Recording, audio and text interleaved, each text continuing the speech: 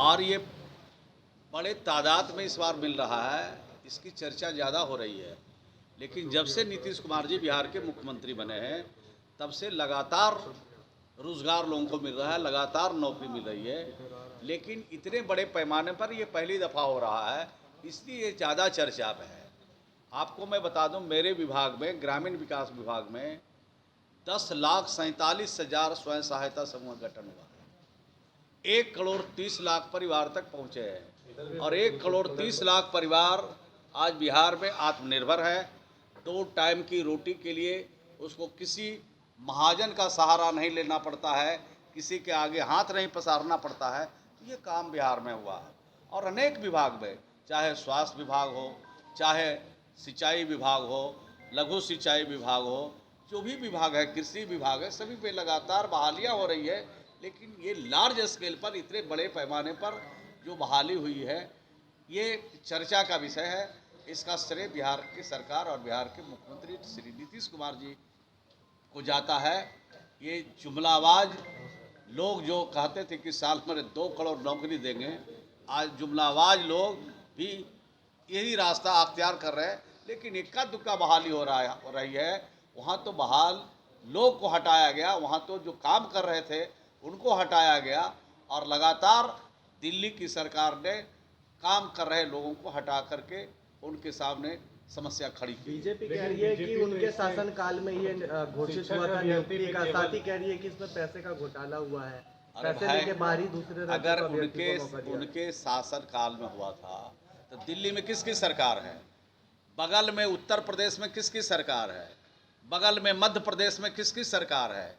जहाँ जहाँ भाजपा शासित प्रदेश है, उन प्रदेशों के बच्चों से पूछिए कि बिहार में जब वो आए यहाँ पर कंपटीशन देने के लिए, यहाँ पर जब बच्चे आए थे तो आप ही लोगों ने पूछा, हमने तो देखा कई टेलीविजनों पर, कई समाचार पत्रों में बात छपी, कहा कि अब उनको हम लोग नकारेंगे और नीतीश कुमार को अपनाएंगे।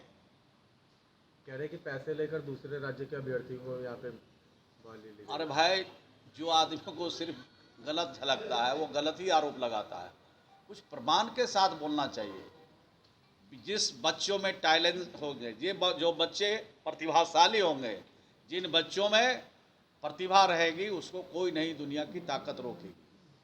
सर, उनका इशारा जातिगत गणना पे था और जो राम और कृष्ण की बात करेगा वही देश पे राज करेगा। तो मतलब क्या समझा जाए सर? देखिए, हम लोग सभी धर्म का सम्मान करते हैं, चाहे मंदिर वाले हों, मस्जिद वाले हों, गिरजाघर वाले हों, गुरुद्वारा वाले लोग हों, सभी धर्मों का हम सम्मान करते हैं। और बिहार में जो नीतीश कुमार जी ने जाति आधारित गणना किया है, उसकी आज पूरी देश में चर्चा है और हर राज्यों में ये डिमांड उठ रहा है और कई प्रदेश तो करने भी जा रहा है।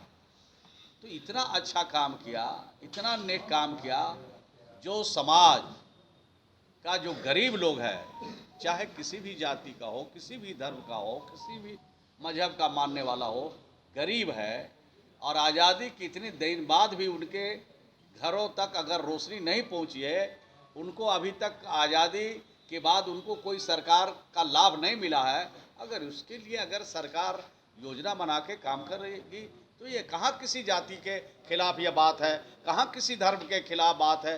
बोलने वाले के लिए तो पूरा मैदान खाली है, जो मर्जी है बोलते रहते हैं, उसका सबका जवाब क्या दिया जा सकता है। लेकिन ये जो हुआ है वो गरीबों के हित में हुआ है। जो हुआ है ये अच्छे परिणाम निकालने के लिए हुआ है और जो कुछ भी हुआ है, आज पूरा देश चाहता है कि जाति आधारित गणना हो। लोग मरते हैं, काफी गंभीर आरोप लगा दिया सरकार पे कि पटना के बगल में इतनी बड़ी घटना नहीं हुई। बात सही कह रहे हैं, विरोधी दल का काम जो है वो सही है, आरोप लगाना उनका काम है, लगाते हैं। कभी भी बिहार की सरकार ने यह नहीं कहा कि बिहार क्राइम फ्री हो गया। अब बिहार में क्राइम नहीं होगा, ये कहीं नहीं कहा गया है। लेकिन जो घटना हो रही है उस पर पूरी तरह से सरकार सजग है और किसी भी कीमत पर यह इस तरह के जो कृत्य करने वाले अपराधी हैं, इनको किसी भी कीमत पर बचने नहीं दिया जाएगा। चाहे कितने भी बड़े आदमी क्यों नहीं हो, सबको कानून के हिसाब से उन पर कार्रवाई होगी। लगातार घटनाएं घट रही हैं बालों को लेकर। दुखद है, घटना दुखद है। लेकिन उस पर नियंत्रण किया जाएगा, उनके विरुद्ध कार्रवाई की जाएगी और इस तरह के कृत्य करने का इजाज़त बिहार में नहीं दिया जाएगा। बिहार में कानून का राज है, जो भी कानून को हाथ में लेंगे उनके खिलाफ सख्त कार्रवाई होगी।